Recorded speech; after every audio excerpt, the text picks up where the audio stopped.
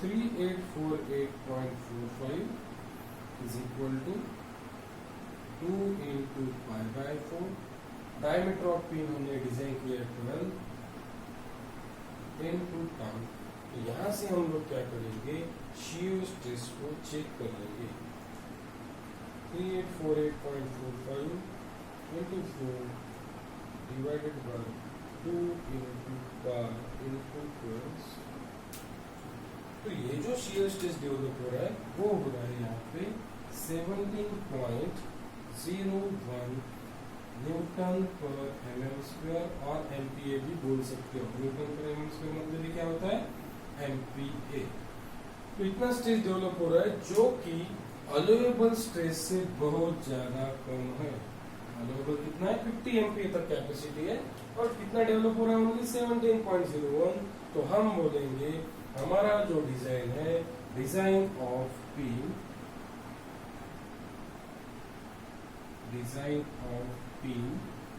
Eight A is safe. तो design क्यों safe बोलेंगे हम लोग, क्योंकि इंड्यूस जो शियर स्ट्रेस है वो अलोएबल से बहुत ज्यादा कम. अगर ये ज्यादा होता तो डिजाइन फेल जाता था, हमको डायमीटर चेंज करना पड़ता था. लेकिन यहाँ पे जो है, जो इंड्यूस शियर स्ट्रेस है वो डेवलप शियर स्ट्रेस से बहुत ज्यादा जो है, सॉरी, इंड्यूस शियर स्ट्रेस जो है वो अलोएबल शियर स्ट्रेस से बहुत ज्यादा कम है. इस वजह से डिजाइन जो है सेफ. तो पिन ए जो है वो पिन ए की डिजाइन हमारी सेफ हो चुकी है, क्योंकि वहां पे दो प्रकार के लोड है, एक बेयरिंग लोड है और दूसरा शियर लोड है. दोनों के लिए भी डायमीटर अभी सेफ हो चुका है. ठीक है, तो ये हुआ पिन एट ए का डिजाइन. सो पिन एट ए को डिजाइन करने के बाद में हमारी नेक्स्ट प्रोसीजर है फलक्रम पिन को डिजाइन करना. ओके, अब फलक्रम पिन को डिजाइन करना है तो हमें कौन सा लोड कंसीडर करना पड़ेगा, फलक्रम पिन के ऊपर जितना लोड है उतना कंसीडर करना पड़ेगा. ओके, तो फलक्रम पिन के ऊपर अगर हम लोड कंसीडर करते हैं तो चेक करेंगे कितना लोड एक्ट हो रहा है.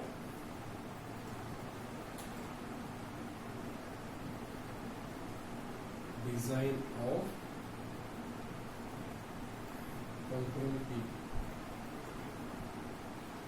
Okay, so design of fulcrum pin को डिजाइन करना है तो फलक्रम पिन के ऊपर कितना लोड एक्ट हो रहा है वो देखना पड़ेगा हमें. फलक्रम पिन के ऊपर एक्ट हो रहा है load 349 which is approximately equal to the load at pin A. दोनों के ऊपर approximately लोड सेम है. तो 3848 के लिए डायमीटर 12 mm चाहिए, ब्रेक नहीं होगा. तो 3498 के लिए 12 mm ब्रेक होगा क्या, नहीं, क्योंकि ये जो लोड है इससे कम. तो अप्रोक्सीमेटली लोड सेम होने की वजह से तो डायमेंशन भी वो सेम रख देना है. क्यों, फॉर द फ्लेक्सिबिलिटी. ओके, तो ये हम लोगों ने लाइव लेक्चर में डिस्कस किया था कि फ्लेक्सिबिलिटी क्या होता है. ओके, तो डिजाइन ऑफ फलक्रम पिन मैं सेपरेटली डिजाइन नहीं करते बैठूंगा, उसमें टाइम वेस्ट होगा मेरा. मैं क्या लिखता हूँ here, load at pin A और load at fulcrum pin is approximately same as load at pin A.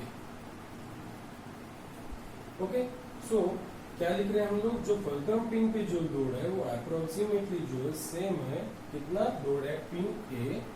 Hence we can select the same dimension for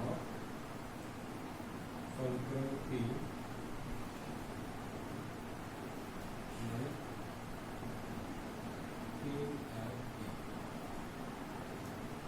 for flexibility. Okay, so हम क्या बोल रहे हैं यहाँ पे, here the load on fulcrum pin is approximately same as load at pin A. Hence we can select the same dimension for fulcrum pin just like at pin A. Okay, so for flexibility बोल रहे हैं. Flexibility मतलब क्या होता है, replacement के लिए. अगर दोनों जगह पे पिन सेम होता है तो हम लोग क्या कर सकते हैं, एक स्पेयर में पिन है तो रिप्लेस कर सकते हैं दोनों को। दोनों के डायमेंशन अलग है तो हमें 2 स्पेयर रखना पड़ेगा, अभी फिलहाल हमें एक ही स्पेयर रखना पड़ेगा रिप्लेसमेंट करने के लिए। इसे बोलते हैं हम लोग फ्लेक्सिबिलिटी। इसका डिस्कशन हम लोगों ने डिटेल किया था लाइव लेक्चर में, ठीक है। और यहाँ पे बोल दूंगा मैं फिर diameter of fulcrum pin. DF मतलब क्या होता है? Diameter of fulcrum pin. DF is equal to diameter of fulcrum pin, which is equal to DA, which is equal to 12 mm. क्यों? क्योंकि अभी बोला है हम लोगों ने कि जो डायमीटर है फुलक्रम पिन का वो कितना रखना है आपको, जितना डायमीटर है एट ए, पिन एट ए जितना डायमीटर है उतना ही डायमीटर रखना है आपको फुलक्रम पिन का, क्योंकि अप्रोक्सीमेटली दोनों पे लोड जो है वो सेम। तो ये बेरिंग में डायमीटर 12 mm मिल रहा है, शेयर में भी सेफ। हम लोगों ने इससे पहले चेक किया तो वापस से डायमीटर निकालना, वापस से शेयर में चेक करने की जरूरत नहीं है। यहाँ पे आपकी स्टेप बच जाए, ठीक है। तो यहाँ पे क्या होगा, आपका एक जो है पार्ट आपको रेडीमेड डिजाइन करके मिल गया, design of fulcrum pin F. A को डिजाइन करना है, एफ के डायमेंशन सेम रख देना है। कहाँ पे? Loaded, lever loaded safety 1, okay. क्योंकि लोड जो है इसके ऊपर ज्यादा है तो इसको डिजाइन कर लो और इसका डायमेंशन इसको दे दो, कोई दिक्कत नहीं, ठीक है। तो इस तरह से हुआ हमारा procedure number 2, complete design of fulcrum pin at, okay. तो चलो design of fulcrum pin design हो चुका है। अभी इसके आगे क्या करना है आपको, देखो ये हुआ फुलक्रम पिन का डायमीटर DF, ये हुआ लोड एट पिन का डायमीटर DA। अभी क्या करना है हमें, इस होल का डायमीटर डिजाइन करना है। तो होल का डायमीटर कैसे डिजाइन करेंगे, देखो डायमीटर ऑफ होल,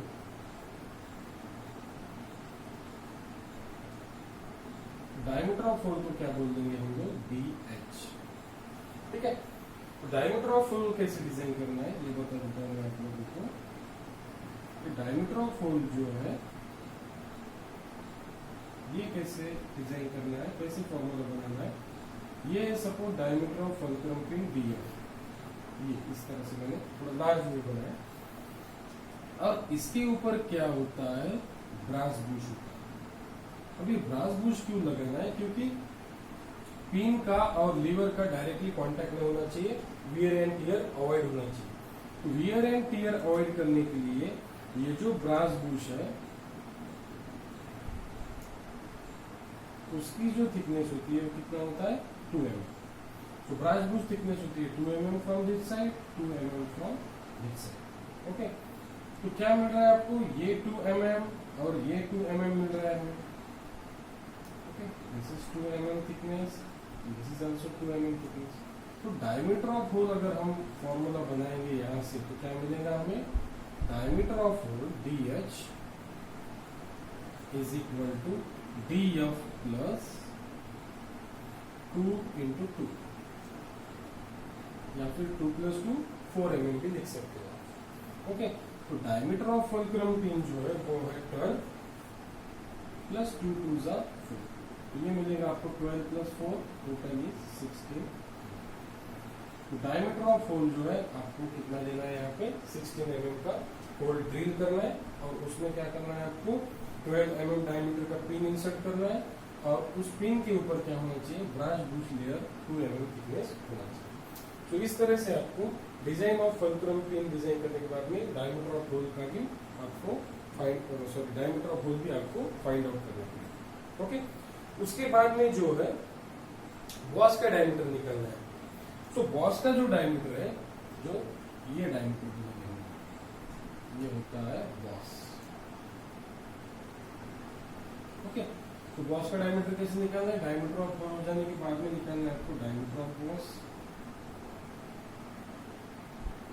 तो डायमीटर ऑफ बॉस जो है इसे हम लोग इंडिकेट कर देंगे DB से, और डायमीटर ऑफ बॉस जो होता है वो होता है twice time the diameter of the hole. जो होल का डायमीटर होता है उसका डबल लेना है बॉस का डायमीटर। तो डायमीटर ऑफ होल जो है वो 16 16 2 का हो जाएगा 32। तो ये हुआ डायमीटर ऑफ बॉस। तो डायमीटर ऑफ होल निकाल लेना है आपको और उसको डबल कर देना है डायमीटर ऑफ होल को, तो मिलेगा आपको डायमीटर ऑफ बॉस। तो इस तरह से क्या करना है आपको, डायमीटर को डिजाइन करना है, बॉस का diameter and diameter of hole. Okay, तो चलो अभी हम लोग क्या करते हैं, आगे बढ़ते हैं। तो आगे की जो स्टेप है, स्टेप नंबर 3, उसमें क्या डिजाइन करना है हमें, उसमें डिजाइन करना है हमें लीवर को।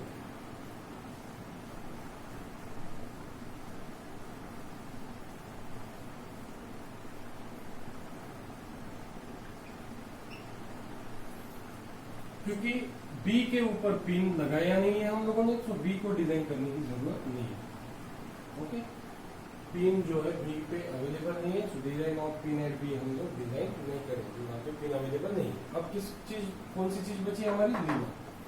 तो अब हम थर्ड स्टेप में डिजाइन करने वाले हैं डिजाइन ऑफ रेक्टेंगुलर लीवर। ठीक है, तो सबसे पहले हम लोग अजम्पशन कर लेंगे, let capital small T with the thickness of lever and B जो हम लोग अज्यूम करेंगे विड्थ ऑफ लीवर, जो कि अप्रोक्सीमेटली कितना लेना है, thrice time the thickness of the lever. Okay, तो इस तरह से हमें विड्थ एंड थिकनेस हमें डिजाइन करनी है। तो विड्थ एंड थिकनेस जब हमें डिजाइन करना है तो हमें चेक करना पड़ेगा लीवर के ऊपर कौन सा लोड एक्ट होगा। तो लीवर के ऊपर जो पी लोड है, ये डाउनवर्ड डायरेक्शन में एक्ट होने की वजह से यहाँ पे क्या है, देखो इस तरह से सपोर्ट।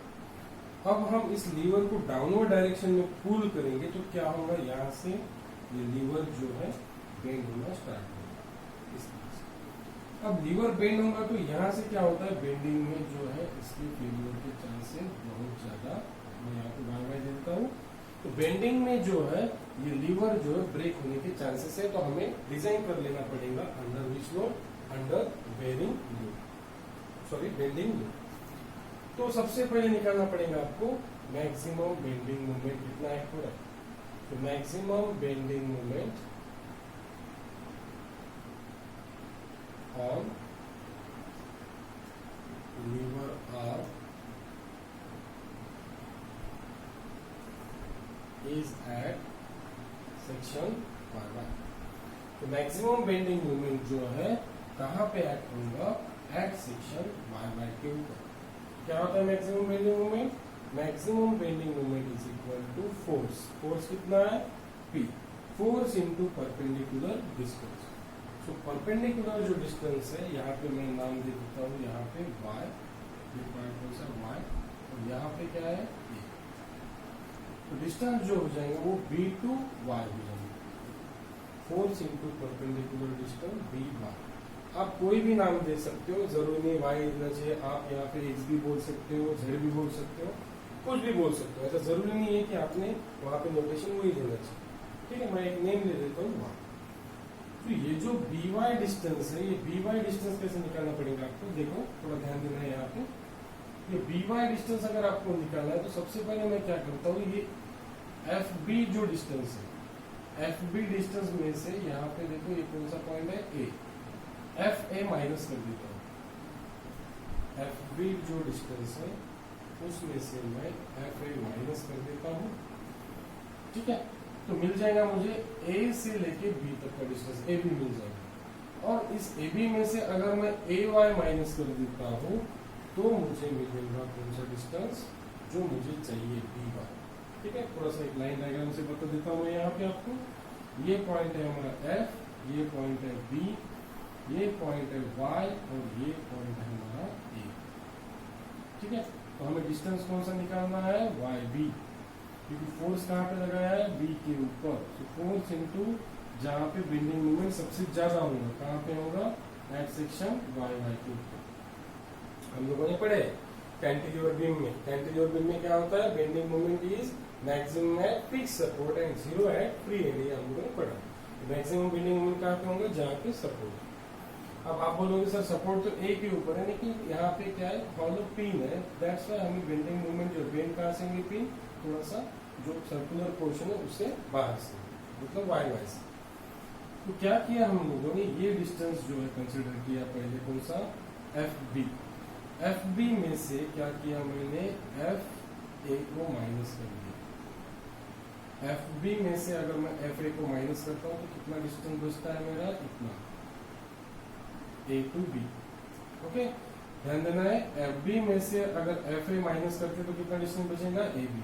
अब ए बी में से अगर मैं ए वाई को माइनस कर देता हूँ तो बचेगा वाई बी, तो that's Y minus A B.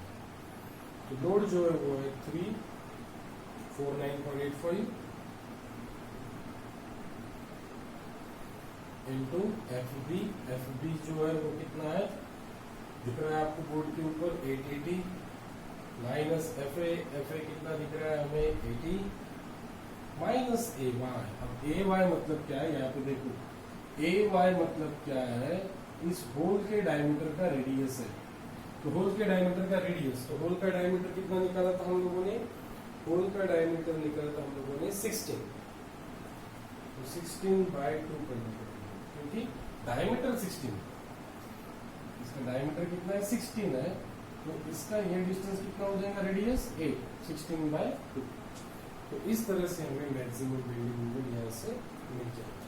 तो मैक्सिमम बेंडिंग जो मिल रहा है आप लोगों को वो मिल रहा है 349.85 into 880 minus 80 minus 8, तो ये मिल रहा है 277,081.2। Force is in newton, distance is in mm, Newton into m। आप इसको ENG भी कर सकते हो, कोई दिक्कत नहीं है, कोई प्रॉब्लम नहीं है, ठीक है। तो हर जगह पे जो है अजम्पशंस अलग अलग के होते हैं, ओके। जैसे कि यहाँ पे हम लोगों ने क्या किया, बेंडिंग मोमेंट कहाँ पे अज्यूम किया, मैक्सिमम एट जस्ट पिन खत्म होने के बाद में, जो डायमीटर ऑफ पिन खत्म हो रहा है उसके बाद में यहाँ से ब्रेकिंग के चांसेस हम लोगों ने बताए, ठीक है। ये हमारा अजम्पशन कि बेंडिंग मोमेंट मैक्सिमम कहाँ पे होगा, एट सेक्शन। अब मैक्सिमम बेंडिंग मोमेंट मिल गया, अभी क्या चाहिए हमें, सेक्शन मॉडुलस। सभी को पता है क्या होता है section modulus, section modulus is equal to I/1। लेकिन ये चीज मैंने बार बार एक्सप्लेन किया आप लोगों को, वर्टिकल हम लोग अज्यूम कर रहे हैं तो हमें ZYY निकालना पड़ेगा। ZYY निकालना है तो आपको क्या चाहिए, IYY, और डिनोमिनेटर में क्या चाहिए, x बार, उल्टा, IYY है तो x बार, IXX है तो y बार, ZYY है तो IYY, ZXX है तो IXX। तो IYY क्या होता है, रेक्टेंगल के लिए, क्योंकि पिन है रेक्टेंगल, तो रेक्टेंगल के लिए IYY क्या होता है, dB³/2, और इस बार क्या होता है, d/2, ओके। लेकिन हम लोगों ने यहाँ पे डेप्थ को t से डिनोट किया है, थिकनेस को हमने t से डिनोट किया है, थिकनेस डेप्थ को हमने t से डिनोट किया, दैट्स व्हाई d की जगह पे मैं लिख लेता हूँ t। अब 2 1 जा 2, 2 6 जा 12, b यहाँ से कैंसिल, तो क्या बचेगा, TB²/2 1 जा 2 6 जा 12, 2 1 जा 2, 2 6 जा 12, b गेट कैंसिल, सो TB²/6 मिलेगा हमें सेक्शन मॉडुलस, ओके। तो अब हमें क्या करना है, बेंडिंग चेक करना था, तो बेंडिंग चेक करना है तो बेंडिंग चेक कर लेंगे हम लोग। देखो बेंडिंग स्ट्रेस, बेंडिंग स्ट्रेस, तो बेंडिंग स्ट्रेस क्या होता है, bending stress is equal to m/z, okay. क्योंकि फेलियर की चांसेस सबसे पहले किसमें है, बेंडिंग में, क्योंकि यहाँ पे लोड एक्ट हो रहा है, लोड एक्ट होने की वजह से इस तरह से लीवर बेंड हो सकता है, तो बेंड नहीं होना चाहिए। इस हिसाब से हमें विड्थ और थिकनेस निकालना है, तो हमें बेंडिंग स्ट्रेस के हिसाब से हमें विड्थ और थिकनेस निकालना है। तो बेंडिंग स्ट्रेस प्रॉब्लम में दिया हुआ नहीं है, तो बेंडिंग स्ट्रेस मतलब भी क्या होता है, टेंजाइल स्ट्रेस और कंप्रेसिव स्ट्रेस, ये हमने डिस्कस किया रिडिजाइन में। तो बेंडिंग स्ट्रेस जो है हमारे पास अवेलेबल है सिग्मा टी, तो सिग्मा टी जो दिया हुआ है वो है 70 m, m जो है वो है 277,081.2 डिवाइडेड बाय z, z क्या है, TB²/6, z क्या है, TB²/6। तो हम लोग क्या करेंगे, 70 इज इक्वल टू 6 को न्यूमरेटर में भेज देते हैं, 277,081.2 into 6 divided by t into weight. Weight कितना लेना है आपको, वेट लेना है 3t, और कुछ वॉल्यूम्स में क्या होता है, वेट लेते हैं 4t, ओके, तो ये डिपेंड करता है आपके अजम्पशन के ऊपर। तो मैं यहाँ पे जो मेरा अजम्पशन है वो क्लियरली शो करने वाला हूँ। अगर आपके अजम्पशन आप क्लियरली शो नहीं करते हो तो आपका आंसर कंसिडर नहीं किया जाएगा। मैं यहाँ पे लिख रहा हूँ, देखो, assuming width is equal to 4 times the thickness। आपको आपका अजम्पशन बताना है, ये तो प्रॉब्लम में दिया हुआ नहीं। अगर दिया हुआ रहता है 3 टाइम दो 4 टाइम दो तो ठीक है, नहीं दिया हुआ है तो आपको आपका अजम्पशन यहाँ पे शो करना है, बताना है। अब आगे बढ़ते हैं हम लोग। बी स्क्वायर, बी की वैल्यू कितना है 40, तो 40 होल स्क्वायर करना है। बी स्क्वायर मतलब बी की वैल्यू 40 होल स्क्वायर, तो यहां से मिलेगा आपको thickness 277,081.2 into 6 divided by 4 square into 70। जो आंसर आएगा उसको देना आपको क्यूब। ये आ रहा है t is equal to 11.40 approximately divided by 12 mm। जरूरी नहीं है 12 ही लेना चाहिए, आप लोग इसे क्या कर सकते हो 11.5 भी ले सकते हो, क्योंकि थिकनेस 0.5 में अवेलेबल होती है। लेकिन मैं सेफ डिजाइन के लिए 12 mm कर देता हूँ, तो कोई दिक्कत नहीं है। लेकिन 11.4 से कम नहीं लेना है, ज्यादा कितना भी ले सकते हो, 11.5 लो, 12 लो, ओके चलेगा। तो थिकनेस मिलने के बाद में हम लोग क्या कर सकते हैं, विड्थ भी निकाल सकते हैं। विड्थ कितना जो किया हमने 4 टाइम्स द थिकनेस, सो 12 4 जा 248। तो इस तरह से क्या करना है आपको, विड्थ एंड थिकनेस को डिजाइन करना। तो विड्थ एंड थिकनेस जो है वो डिजाइन करना है by considering the bending moment at section YY, क्योंकि YY से फेल्यूर्स की जाने की ज्यादा से ज्यादा चांसेस है। तो बेंडिंग मोमेंट क्या करना है आपको सबसे पहले निकालना है। तो बेंडिंग मोमेंट होता है force into perpendicular distance. Perpendicular distance के लिए आपको 880 में से 80 माइनस करना पड़ेगा सबसे पहले, बचेगा AB डिस्टेंस। इस AB डिस्टेंस में से AY माइनस करना पड़ेगा। AY मतलब क्या है, radius of the hole, that is 16/2। Okay, 16 diameter of hole है, so half of the diameter मतलब क्या होता है, रेडियस। यहाँ से बेंडिंग मोमेंट निकाल लो। तो बेंडिंग मोमेंट निकालने के बाद में सेक्शन मॉडुलस निकालते समय यहाँ पे क्या निकालना है आपको, ZYY। तो ZYY क्या होता है, IYY अपॉन x बार। लेकिन लिखते समय मैं लिखूंगा Z is equal to I/Y लिखूंगा, लेकिन लेते समय आपको x बार लेना है। सो IYY होता है dB/12। तो d मतलब t हुआ, एंड y बार जो है मतलब हमारा x बार होता है b/2। 2 1 जा 2 6 जा, तो tb²/6 लेना। ये दोनों वैल्यू यहाँ पे पुटअप करने के बाद में b equal to 4t assume करो। 3t भी कर सकते हो, कोई दिक्कत नहीं है, लेकिन ये स्टैंडर्ड माना जाता है according to machine design data book. So width is equal to 4 times thickness लेके हम लोग थिकनेस और क्या करेंगे, विड्थ को डिजाइन करेंगे। अब ये दोनों चीजें जो है वो डिजाइन हो चुकी है, विड्थ भी डिजाइन हो चुकी है और थिकनेस भी डिजाइन हो चुकी है, लेकिन हमें चेक करना पड़ेगा हमारे लीवर के ऊपर और किस प्रकार का लोड अवेलेबल है, ये भी हमें चेक करना है। तो यहाँ पे अगर लोड देख रहे हैं हम लोग W, तो यहाँ पे एक्ट हो रहा है। तो ये W जो लोड है ये भी क्या कर सकता है, हमारे लीवर को ब्रेक कर सकता है। तो इस W को हम लोग बोलेंगे कौन सा लोड, एक्सिस पे है क्या, नहीं, एक्सिस पे नहीं है मतलब वो टेंजेंट लोड नहीं है, कॉम्प्रेसिव लोड नहीं है, मतलब हमें एज्यूम करना पड़ेगा उसे कौन सा लोड, शियर लोड। बिकॉज वो कहाँ पे एक्ट हो रहा है, on the tangential part of the lever. तो tangential part of the lever जब एक्ट हो रहा है इस तरह से, तो हम लोग क्या करेंगे, उसे डिजाइन करेंगे अंडर शियर लोड। तो ये शियर लोड जो यहाँ पे एक्ट हो रहा है उसकी वजह से भी रेक्टेंगुलर क्रॉस सेक्शन जो है वो ब्रेक हो सकता है। तो रेक्टेंगुलर क्रॉस सेक्शन ब्रेक नहीं होना चाहिए अंडर शियर, तो हमें शियर में चेक करना पड़ेगा, क्योंकि हमने तो ऑलरेडी डिजाइन कर लिया है, हमने विड्थ भी डिजाइन कर लिया और थिकनेस भी डिजाइन कर लिया। लेकिन ये विड्थ और थिकनेस जो है ये हम लोगों ने बेंडिंग स्ट्रेस कंसीडर करके हमने डिजाइन किया, मतलब बेंडिंग में तो सेफ है, बेंडिंग में ब्रेक नहीं होगा, लेकिन at the same time shear load भी एक्ट हो रहा है वहां पे। तो शियर लोड जब एक्ट होगा तो ये थिकनेस और विड्थ जो है ब्रेक नहीं होना चाहिए, इस वजह से हम लोग क्या करेंगे, चेक करेंगे, checking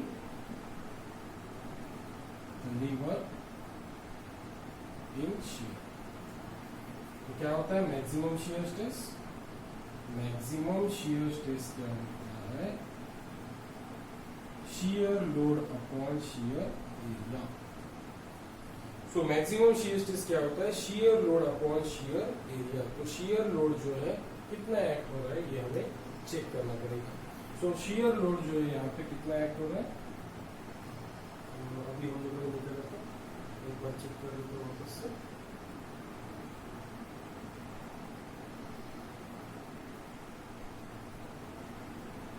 yes, maximum shear load जो है वो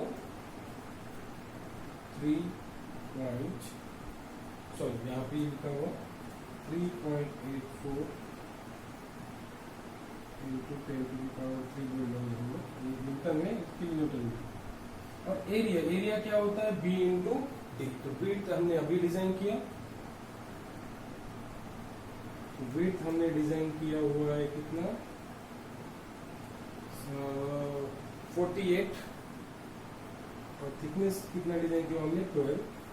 यहाँ से आपको मैक्सिमम शियर स्ट्रेस मिल जाएगा. तो मैक्सिमम शियर स्ट्रेस अगर मैं यहाँ से निकालूंगा तो ये मिलेगा 3.8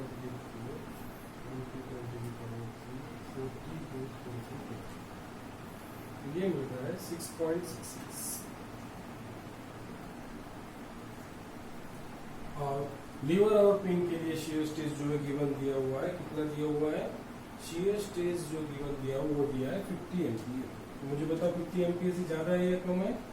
50 एमपीए से कम है, क्योंकि पिन और लीवर सेम मटेरियल के, दोनों के लिए स्ट्रेसेस सेम ही. तो मैक्सिमम शियर स्ट्रेस जो है वो 6.66 डेवलप हो रहा है अगर आप विड्थ 48 रखते हो, थिकनेस 12 रखते हो, जो कि इन जो अलोएबल स्ट्रेस है उससे बहुत ज्यादा कम है. तो हम लोग बोल सकते हैं यहाँ पे design of lever is safe in shear. तो शीयर में भी ये विड्थ और थिकनेस जो है वो सेफ है, बेंडिंग में भी सेफ है. तो इसको सिलेक्ट कर लो, कितना विड्थ रख लो 48 और थिकनेस रख लो 12. बेंडिंग में भी फेल्योर नहीं जाएगा, शीयर में भी फेल्योर नहीं जाएगा. तो इस तरह से क्या करना है आपको? लीवर को डिजाइन करना. ओके, तो ऐसा सेम प्रॉब्लम में क्या करने वाला हूँ, आप लोगों को होमवर्क में देने वाला हूँ, उसको सॉर्ट आउट कर लो सभी लोग. और अभी हम लोग जब नेक्स्ट लेक्चर में मिलेंगे तो एक नए टॉपिक के साथ में मिलेंगे. तब तक के लिए stay home, stay safe, stay happy. Thank you so much.